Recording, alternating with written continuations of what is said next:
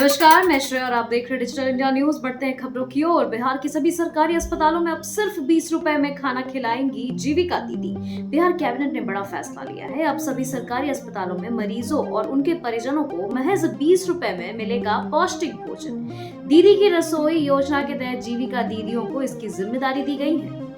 Nitish cabinet की अहम बैठक खत्म, कुल 46 एजेंडों पर लगी मुहर। मुख्यमंत्री सचिवालय की कैबिनेट हॉल में चल रही नीतीश कैबिनेट की अहम बैठक संपन्न हो गई है।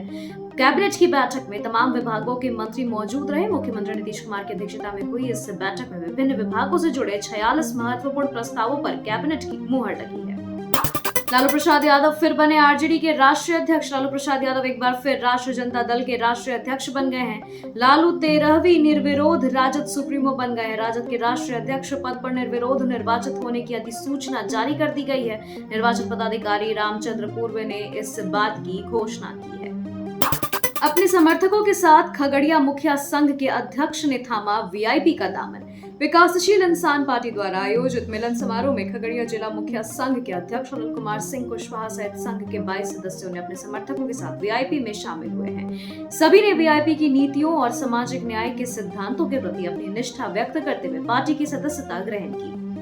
पूर्व केंद्रीय मंत्री की पुण्यतिथि कार्यक्रम में पहुंचे मुख्यमंत्री नीतीश कुमार। बिहार के मुख्यमंत्री नीतीश कुमार मंगलवार को जमुई जिले के गिद्धौर प्रखंड स्थित नया गांव पहुंचे, जहां उन्होंने दिवंगत पूर्व केंद्रीय मंत्री दिग्विजय सिंह की 15वीं पुण्यतिथि पर आयोजित कार्यक्रम में भाग लिया। बता दें कि मुख्यमंत्री सुबह 11:15 पर हेलीकॉप्टर से कार्यक्रम स्थल पहुंचे। उनके साथ उप मुख्यमंत्री सम्राट चौधरी, विजय सिन्हा, मंत्री विजय चौधरी और सुमित सिंह समेत कई अन्य वरिष्ठ नेता मौजूद थे।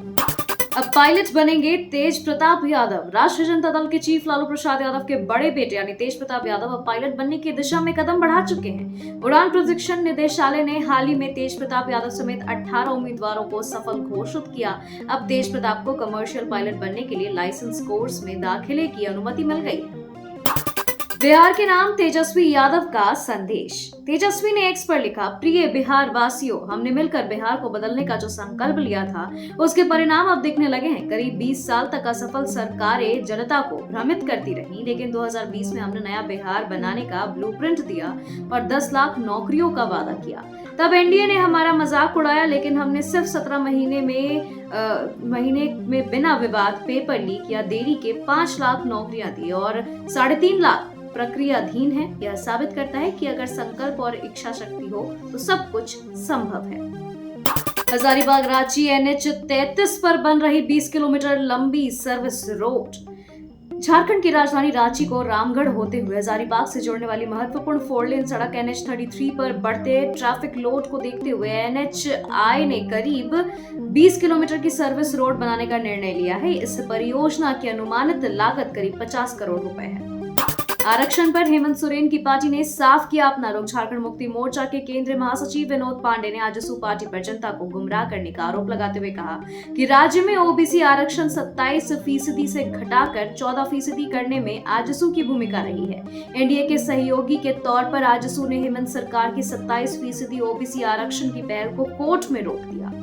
बांग्लादेशियों को दे रही मैया योजना के पैसे हेमंत सरकार पर बरसे चंपई सोरेन। झारखंड के पूर्व सीएम सह बीजेपी विधायक चंपई सोरेन ने जनाक्रोश रैली में कहा कि झारखंड में मैया सम्मान योजना का लाभ आदिवासी मूलवासियों के बजाय राज्य सरकार बांग्लादेशी घुसपैठियों को दे रही है, जबकि यहाँ के आदिवासी मूलवासी ब्लॉक का चक्कर काट रहे झामुमो कांग्रेस और राजद की सरकार झारखंड को मुर्शिदाबाद बनाना चाहती है। बांग्लादेशी आदिवासी और मूलवासी की जमीन पर कब्जा कर सामाजिक ताना बाना को ध्वस्त कर रहे हैं। इसके बावजूद राज्य सरकार मौन है।